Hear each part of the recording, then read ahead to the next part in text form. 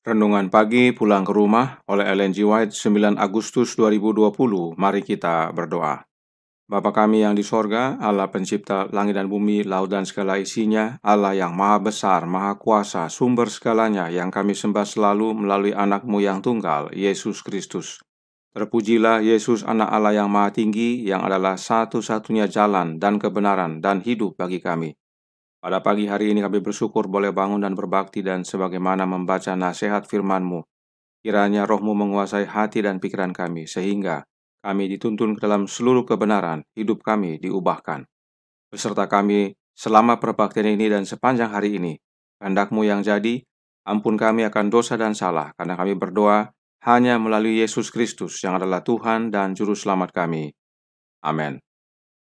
Renungan hari ini akan dibacakan oleh Saudari Karen Ayorbaba. Silahkan, Saudari Karen. Terima kasih. Bacaan renungan pagi tanggal 9 Agustus tahun 2020 berjudul Kuasa di dalam Jemaat. Tetapi kamu akan menerima kuasa kalau Roh Kudus turun ke atas kamu. Kisah Para Rasul 1 ayat 8. Apabila Ia, Roh kebenaran datang, maka Ialah akan menerangkan kepada isi dunia dari hal dosa dan keadilan dan hukuman. Pemasyuran firman itu tidak ada gunanya tanpa kehadiran dan pertolongan Roh Kudus yang terus-menerus. Inilah satu-satunya guru yang berhasil untuk kebenaran ilahi. Hanya bila kebenaran disertai ke dalam hati oleh Roh, barulah kebenaran itu menghidupkan angan-angan hati dan mengubah kehidupan. Seorang mungkin dapat menyampaikan firman Allah kata demi kata, ia mungkin paham akan segala perintah dan janji itu. Tetapi kecuali Roh Kudus meyakinkan seseorang tentang kebenaran itu, tidak ada jiwa yang akan jatuh ke atas batu karang dan dihancurkan. Tidak ada pendidikan, tidak ada keuntungan meskipun besar dapat membuat suatu saluran terang tanpa kerjasama dengan Roh Allah. Penaburan benih Injil tidak akan memperoleh kemajuan kecuali benih itu dihidupkan oleh embun surga. Sebelum satu buku perjanjian baru ditulis, sebelum satu khotbah Injil dihotbahkan, sesudah kebangkitan Kristus, Roh Kudus datang kepada rasul-rasul yang sedang berdoa. Kemudian kesaksian musuh mereka ialah, ternyata kamu telah memenuhi Yerusalem dengan ajaranmu. Kisah Para Rasul 5 ayat 28. Kristus telah menjanjikan pemberian Roh Kudus atas jemaatnya, dan janji itu adalah bagi kita sebagaimana bagi murid-murid yang mula-mula. Tetapi sebagaimana halnya dengan setiap janji lainnya, hal itu diberikan dengan syarat. Banyak orang yang percaya dan mengaku menuntut janji Allah. Mereka berbicara mengenai Kristus dan mengenai Roh Kudus, namun demikian tidak mendapat keuntungan. Mereka tidak menyerahkan jiwa untuk dipimpin dan dikendalikan oleh kuasa ilahi. Kita tidak dapat menggunakan Roh Kudus. Roh itu harus menggunakan kita. Dengan perantaraan Roh Kudus, Allah bekerja dalam umatnya dalam satu kasih, satu jiwa, satu tujuan dengan tidak mencari kepentingan sendiri. Filipi 2 ayat 13. Tetapi banyak orang tidak mau menyerah kepada hal ini. Mereka mau mengurus diri mereka sendiri. Inilah sebabnya mereka tidak menerima pemberian surga. Hanya kepada mereka yang melayani Allah dengan rendah hati, yang memperhatikan bimbingan dan rahmat-Nya, Roh itu diberikan. Kuasa Allah menunggu tuntutan dan penerimaan mereka. Berkat yang dijanjikan ini, bila dituntut oleh iman, membawa segala berkat lain dengan itu. Hal itu diberikan sesuai dengan kekayaan anugerah Kristus, dan Ia bersedia melengkapi setiap jiwa menurut kesanggupannya untuk menerimanya. Dalam pembicaraannya kepada murid-murid, Yesus tidak menyinggung tentang penderitaan dan kematiannya sendiri dengan perasaan sedih. Warisannya yang terakhir bagi mereka ialah warisan damai sejahtera. Ia berkata, damai sejahtera kutinggalkan bagimu, damai sejahtera kuberikan kepadamu.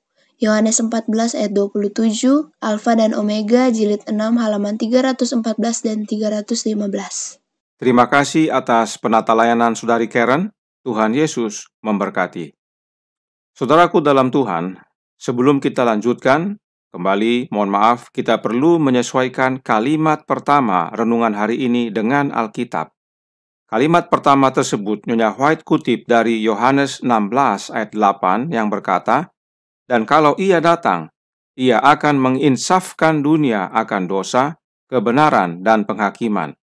Jadi, Roh kebenaran itu datang untuk menginsafkan akan dosa, kebenaran, dan penghakiman. Roh kebenaran datang bukan untuk menerangkan akan dosa, tetapi menginsafkan. Nah, renungan hari ini diambil dari buku Kerinduan Segala Zaman, Jilid 2, bab 73, yang Nyonya White tulis berdasarkan Yohanes pasal 14, 15, 16, dan 17. Karena itu, untuk membantu, bisa lihat kembali pelajaran renungan pagi sebelumnya, khususnya tentang Roh Kudus. Dan pada renungan hari ini, Roh Kudus disebut juga Roh Kebenaran. Untuk memahami apa dan siapa Roh Kebenaran ini, mari kita baca beberapa bagian dari bab 73 buku Kerinduan Segala Zaman tersebut. Halaman 319 paragraf 1 berkata, "Akulah pokok anggur yang benar dan kamulah ranting-rantingnya," kata Kristus kepada murid-muridnya.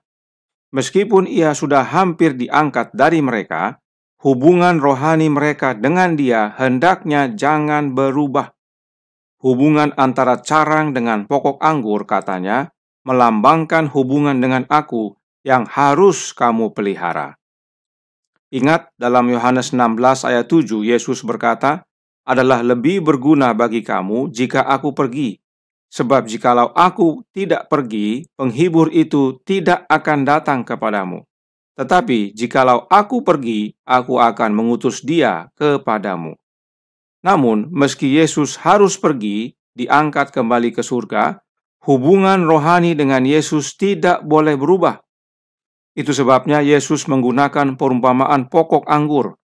Hubungan kita dengan Yesus harus seperti hubungan ranting dengan pokok anggur. Harus selalu menyatu, harus selalu dipelihara. Sebab jika ranting terlepas atau terputus dari pokok anggur, akan menjadi kering dan siap dibakar.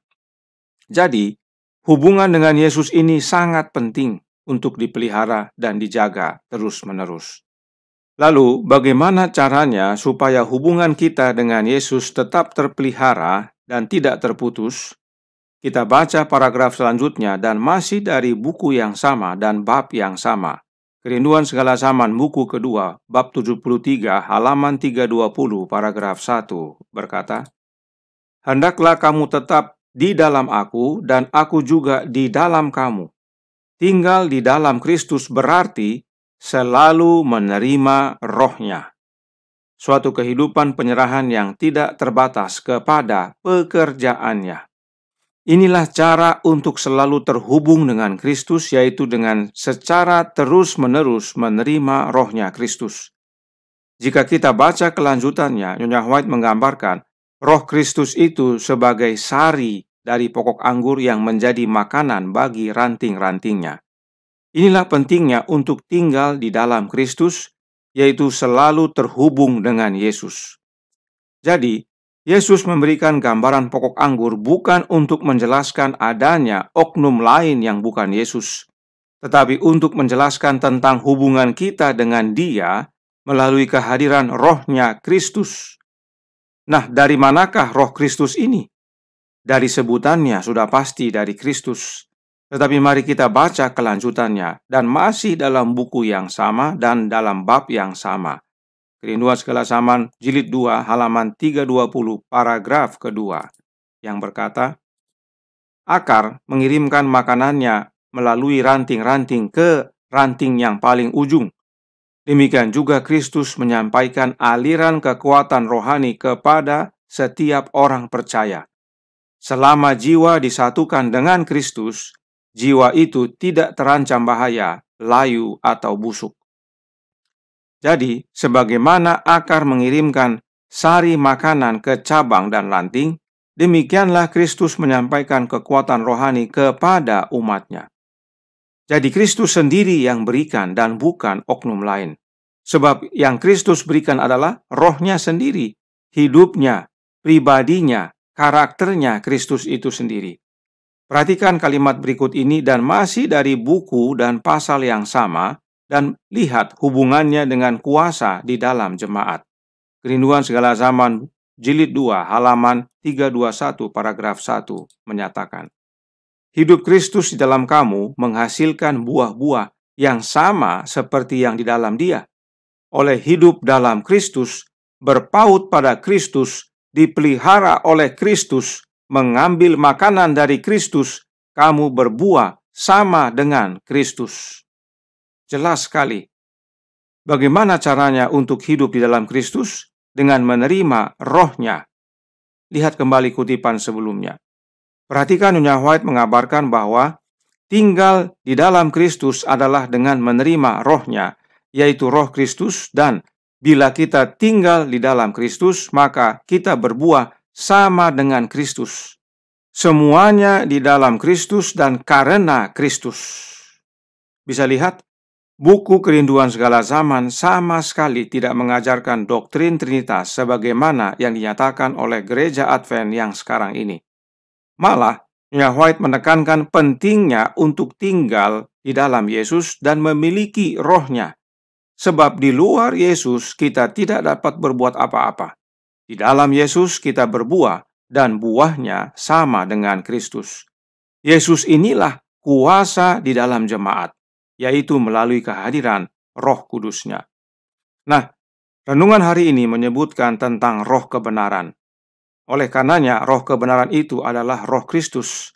Sebab baik roh kebenaran dan roh Kristus dijelaskan dalam buku dan bab yang sama.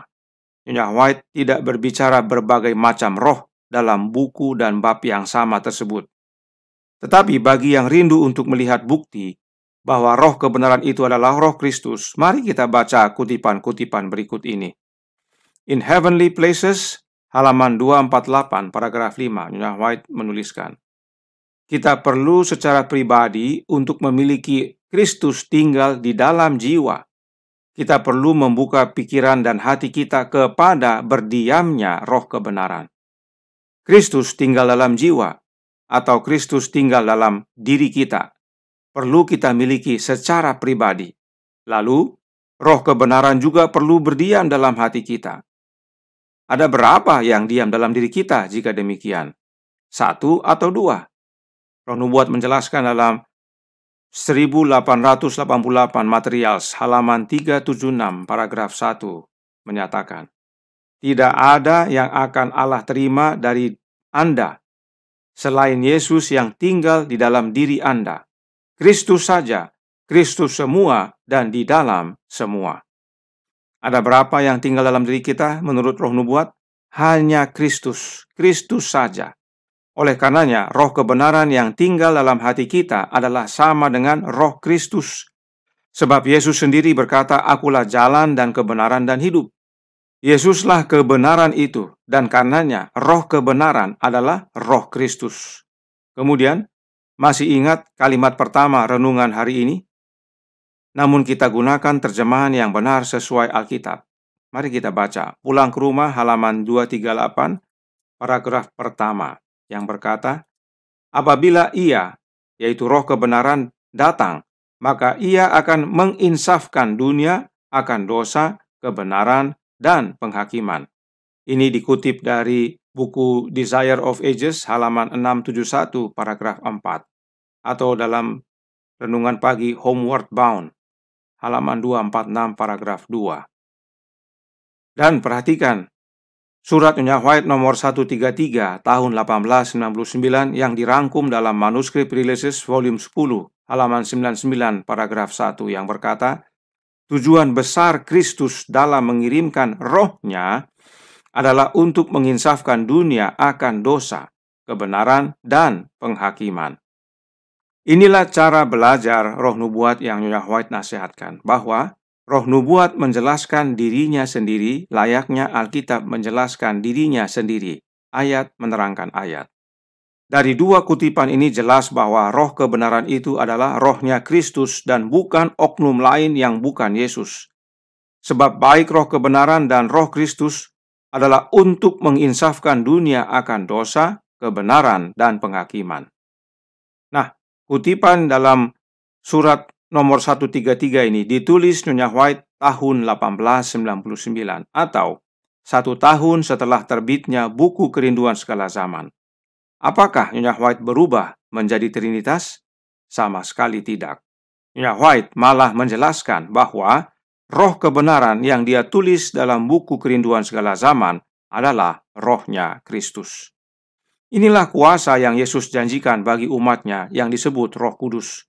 Karenanya, Roh Kristuslah kuasa yang diberikan kepada umatnya, sebab Yesus telah menerima segala kuasa di sorga dan di bumi. Matius 28 ayat 18. Nah, mungkin ada umat Allah yang bergumul, karena Yesus berkata dalam Yohanes 16 ayat 14 bahwa Ia, yaitu roh kebenaran, akan memuliakan aku, yaitu Yesus. Nah, jika roh kebenaran adalah rohnya Yesus, apakah Yesus berkata bahwa dia memuliakan dirinya sendiri? Tentu tidak. Sebab Yesus berkata, jikalau aku memuliakan diriku sendiri, maka kemuliaanku itu sedikit pun tidak ada artinya. Bapakulah yang memuliakan aku. Yohanes 8 ayat 54. Lalu, bagaimana hubungannya? Silahkan ikuti pelajaran tentang Yohanes 14, 15, dan 16 dalam link yang kami sampaikan di bagian komen di bawah ini. Di dalam pelajaran itu akan dijelaskan hubungan antara roh kebenaran dan yang memuliakan Yesus. Nah, di bagian akhir renungan pagi hari ini ada dinyatakan tentang damai sejahtera Kristus yang dia tinggalkan bagi umatnya. Bagaimana hubungannya dengan roh kebenaran atau roh Kristus?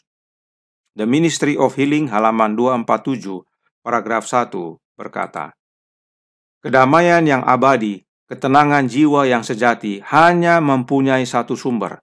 Inilah yang dimaksudkan Yesus ketika ia mengatakan, marilah kepadaku semua yang letih lesu dan berbeban berat, aku akan memberi kelegaan kepadamu. Matius 11 ayat 28.